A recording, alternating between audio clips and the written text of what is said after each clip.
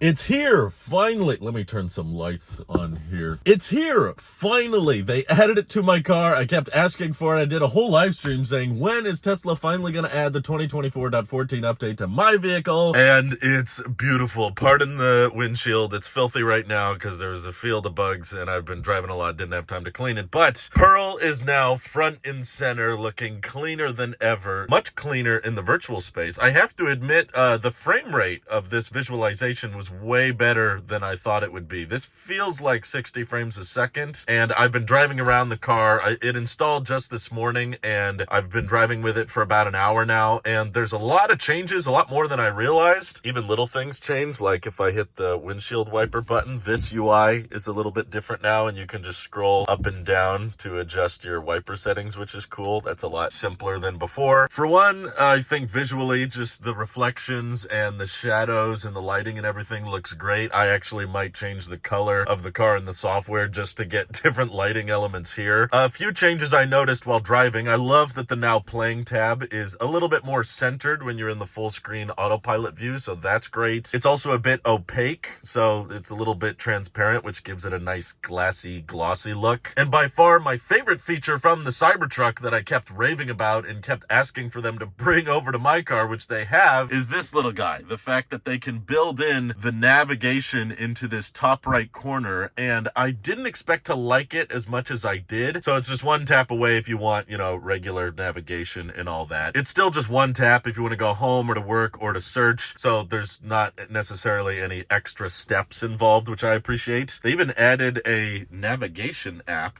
to the dock, which I didn't know about. So I guess if you're confused and you're looking at all the apps and you just want to get back to navigation, now there's another way to do that. Yeah, the blinker arrows are a little bit different than they used to be, but what I have to admit I love the most about this top right corner is it just gives me the exact amount of information I was looking for as far as the nav goes, because in the past I normally like having the navigation up, not necessarily because I'm reading exactly what the street names are, but just because I like to see when is the turn coming up, what's the direction of the road gonna be like, and this actually gives you that information without it being too overwhelming. So you know where the next turn is, you know what the road's gonna be doing up ahead, while simultaneously not having to worry about a million different businesses on the screen at the same time, which I know is an option, but sometimes I like to have those there, sometimes I don't, and this is just a cool little aesthetic that I'm a fan of. Even with the full screen autopilot, it stays there in the corner, which I think is great. It will only show you the name of streets that you actually have to turn onto, which is cool, and the only little business addresses or icons that pop up are the superchargers, which is pretty cool. I will admit though, one thing that I'm not necessarily in love with is what's going on in the top left corner of the display, especially when you're in full screen autopilot mode. It's just a little busy. There's just a lot of things going on. I understand the Tesla only has one display, so they kind of have to cram a bunch of things together, but in my opinion, there's still some unnecessary clutter here. Like, for example, I drive in chill mode, but I don't need the car to say chill at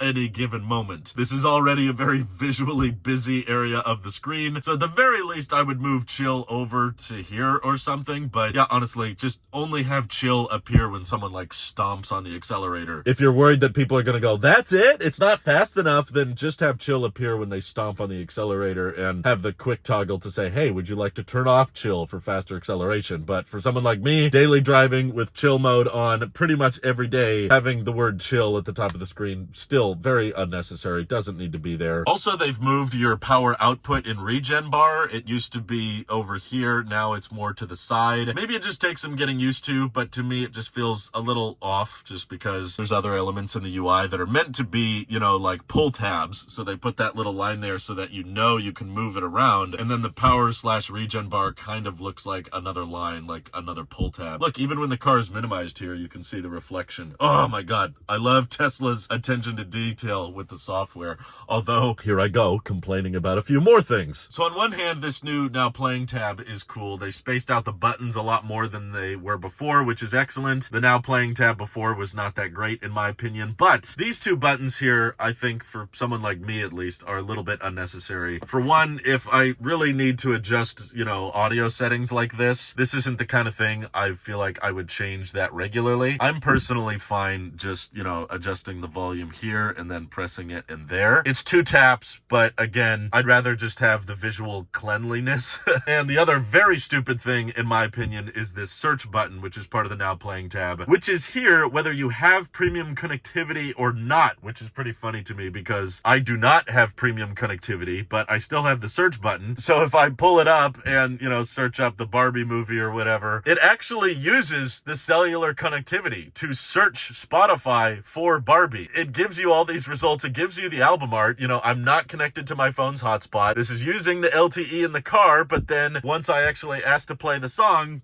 then it says premium connectivity required. Okay, if I have standard connectivity, guys, just don't even have the search option there, what's the point? It just kind of occupies a random part of the UI. But I did notice one thing that's kind of cool. If you dismiss the Now Playing tab, then it just gives you the little song at the bottom, which is new. I kind of like the look when there's nothing there, but I guess functionally most people probably prefer it that way. Even little things change too, like in the Bluetooth menus when you're looking at devices. This UI is a little bit cleaner than it was before, which I like. I'm sure there's more changes I'm not diving into, but overall I think it's a great update and I'm very happy with most of the changes. There's little things like with the clutter up here that I'm not necessarily a fan of, but having the Now Playing widget be a little bit more centered, having a more aesthetically pleasing UI that has a fairly high refresh rate, honestly. This keeps impressing me. I thought there was an artifact, but I see it's just the little charge port door. I can open it. Oh, look, it says charge port sideways. That's cool. That's very cyber-esque. I'm actually very excited to see what this UI looks like while I'm charging.